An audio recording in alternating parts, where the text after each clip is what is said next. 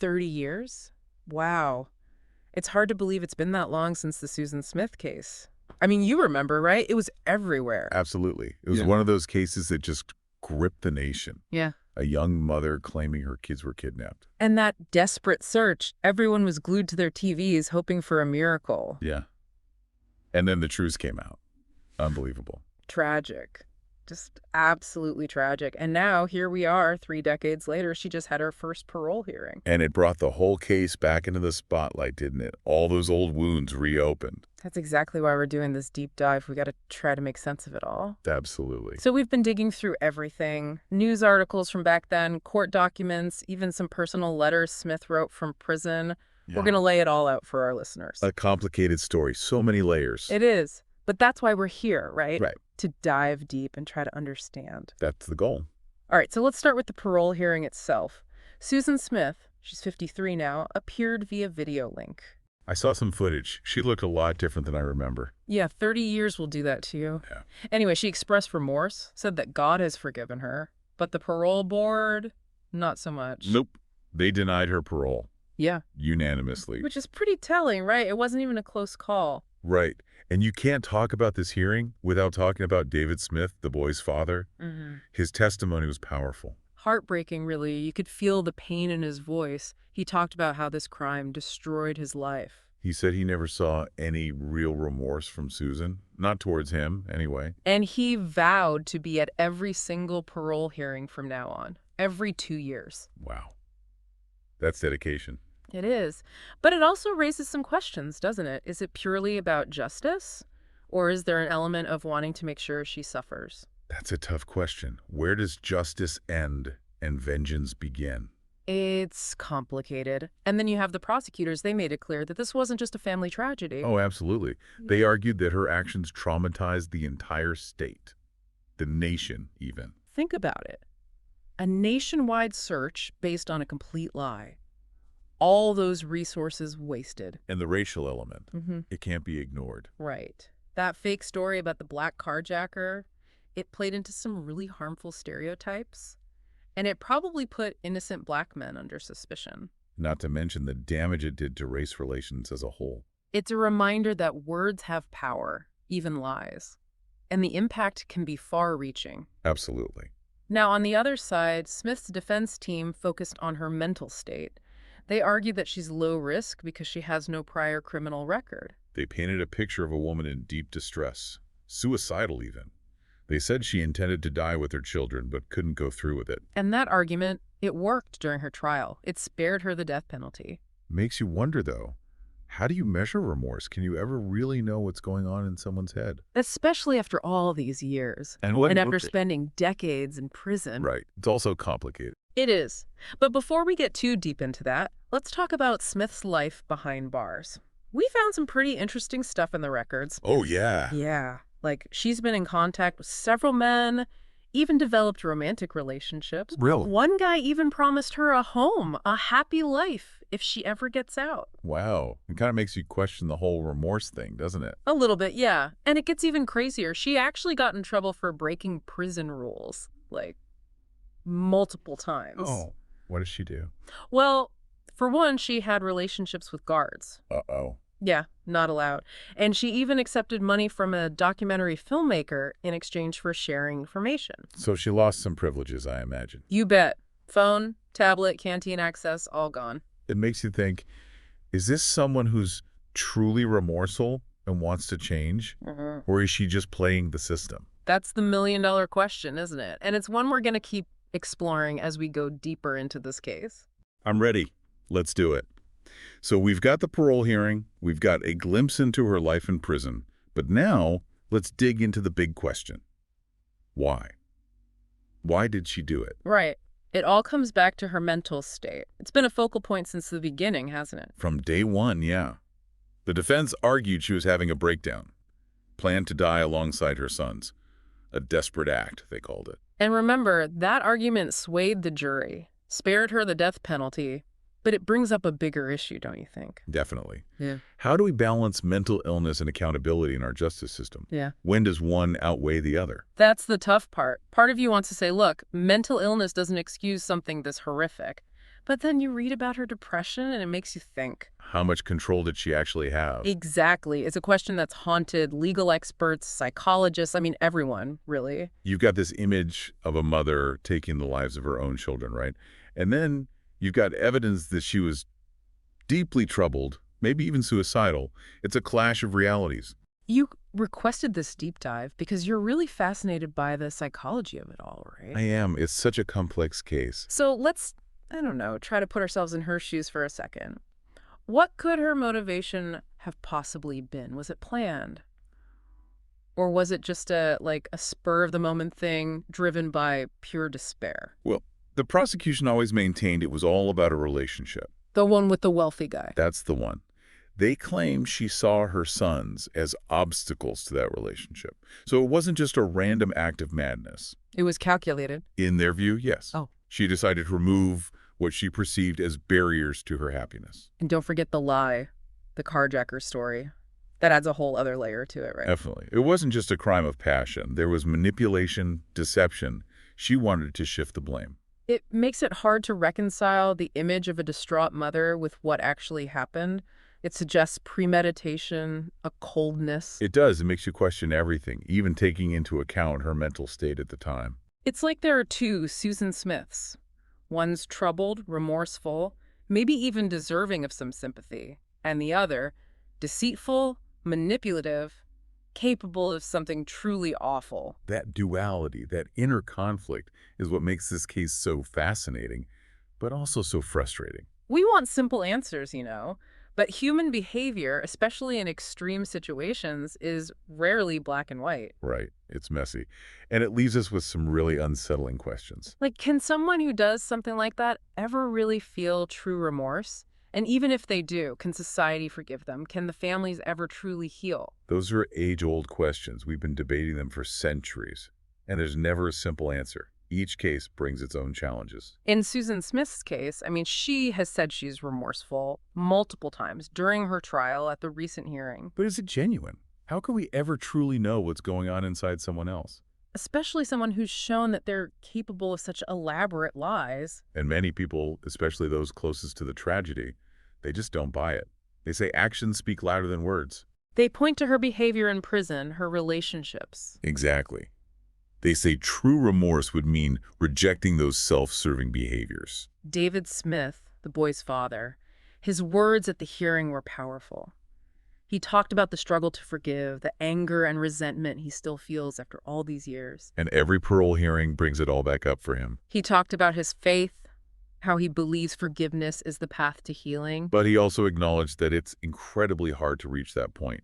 I can't even imagine to forgive someone who's caused you so much pain, who took away something so precious. His testimony really highlights how complicated forgiveness is. It's not about condoning the crime, right? It's about letting go of the bitterness, the resentment. It's personal. And for David Smith, it's a journey that's still ongoing. Yeah. It's a powerful reminder that forgiveness, true forgiveness, isn't just a one-time decision. It's a process. And it can be messy, full of conflicting emotions. Especially in a case like this, with wounds this deep, it might never be fully resolved. So we've explored her mental state, her possible motivations, talked about the whole idea of remorse and forgiveness. But there's another piece of this puzzle that we need to look at. The media. Yeah, it was a media frenzy from the very beginning, wasn't it? Absolutely. 204/7 coverage. Speculation everywhere. It definitely shaped public perception. And who knows, maybe it even influenced the legal proceedings. And for the people involved, especially the families, it must have been incredibly traumatic to go through all of that with the whole world watching. This was pre-social media, even. But it was still a case that was constantly in the headlines. There are cameras everywhere. Outside the courthouse, at her house. Pundits on every channel giving their 2 cents. It's a lot to deal with. And remember, initially, the media really ran with the black carjacker story that fueled racial tensions. It might have even diverted resources away from the real investigation. Definitely. And it reinforced some really harmful stereotypes that are unfortunately still around today. It shows just how much power media narratives have. They can shape the way we think, whether it's accurate or not. The Susan Smith case, in a lot of ways, is a cautionary tale about the media. It is. It reminds us how important responsible journalism is. Journalists need to prioritize the truth over ratings. But as consumers of news, we have a responsibility too. We need to think critically, question what we see and hear. We can't just blindly accept whatever narrative is being presented to us. It's about being informed, not just entertained. Exactly. So, in this part of our deep dive, I think we've touched on some really crucial points. The complexity of mental illness, the idea of remorse and forgiveness, and the role of the media in shaping our understanding of events. We've also talked about responsibility. Smith's responsibility for what she did, the parole board's responsibility to make these really tough decisions, and our responsibility as a society to deal with issues like racial bias and mental health. And how those issues play out in our justice system. We haven't even touched on what happens next for Susan Smith. Will she ever get parole? What are the larger lessons we can learn from this case? We'll get into all of that after the break. Okay, so we're back. We've covered a lot of ground with this case, but we've got one big question looming. What's next? For Susan Smith, I mean. Exactly. What does the future hold for her? Well, the parole board's decision is pretty clear. For now, she stays behind bars. But that's not the end of the story. Nope. She's eligible for parole every 2 years. So this is going to be an ongoing thing. Every 2 years, they have to decide again. And each time it's going to be a tough call, huh? Oh, absolutely. I know you're really interested in the legal side of things, so walk me through it. What exactly goes into a parole decision, especially in a case like this? Well, there's a lot to consider. Her behavior in prison, for one. Right. Like, is she a model prisoner? Is she causing trouble? Exactly. They look for signs of genuine remorse, any efforts she's made towards rehabilitation. And of course, a big one is the risk she might pose to the community if she's released. That makes sense. But it can't be just about the facts and figures, can it? No way. You can't ignore the emotional impact. I mean, this case was huge. It impacted so many people. And those wounds, they haven't healed for a lot of folks. You're right. The parole board has to think about all of that. The impact on David Smith, on the boy's memory. What will it look like to the public if they let her out? It's about more than just her, you know? Absolutely. It's a tough balance to strike. So, on the one hand, you've got this idea of rehabilitation, the hope that even someone who did something this terrible can change, can earn a second chance. But on the other hand, there's got to be accountability, right? Okay. There have to be consequences. It's a fundamental question, really. How do we balance punishment with the possibility of redemption? And can you ever really measure something like remorse? Can you ever truly know if someone has changed? It's a question that doesn't have an easy answer. I think that's something we keep coming back to with this case. Right. But let's zoom out for a sec. Let's step away from the legal stuff. What about the bigger picture? What are the societal lessons we can learn from Susan Smith's story, even all these years later? Well, one thing that really stands out to me is the whole issue of bias. Oh, yeah, the racial element of the case. Exactly. Smith's lie about the carjacker, it played into some deep-seated racial stereotypes that, unfortunately, are still very much present in our society. And those biases have real consequences. It's scary to think about, honestly, how one person's lie can have such a ripple effect. It's a stark reminder that we all have biases. We all have these preconceived notions. And it's on us to recognize them, to challenge them. Because if we don't, they can lead to some really bad stuff. Yeah. Injustice, fear, even violence. The Susan Smith case is a perfect example of that. It makes you think, about the things we say, the stories we tell, and the impact they can have. Definitely. Another important lesson, I think, is about mental health and how it's treated within the criminal justice system. Right. I mean, Smith's mental state obviously played a role in what happened, but how much should that factor in? That's the debate, isn't it? It's this constant back and forth. Compassion for those who are struggling, but also the need to hold people accountable for their actions, even when it's difficult. Yeah. No easy answers there. The Susan Smith case, it forces us to confront these questions. Mm. It reminds us that it's not always black and white. We've talked a lot about responsibility today. Smith's responsibility for what she did, the parole board's responsibility to make these incredibly tough calls. Our responsibility as a society to address things like racial bias and mental health. And to do better, hopefully. But there's one more layer of responsibility we need to acknowledge. The media. Yeah. The media played a huge role in shaping how we saw this case. It was a full-blown circus, really. It was, and it highlights, the power of news coverage, but also the potential for harm, especially in today's world with social media and everything. It's a reminder that we need ethical journalism. Journalists who are committed to the truth, not just sensationalizing stories for clicks and views. Absolutely. And as consumers of news, we need to be smart too. We need to think critically about what we're reading, what we're seeing, and what we're sharing. It's on us to seek out diverse perspectives, to challenge the narratives that are being presented to us. So here we are at the end of our deep dive, and honestly, I'm left with more questions than answers. Can someone like Susan Smith ever truly change? Is forgiveness even possible in a case like this? And how do we, as a society, deal with these complex issues of race, mental health, and justice? Those are questions that we're going to be wrestling with for a long time.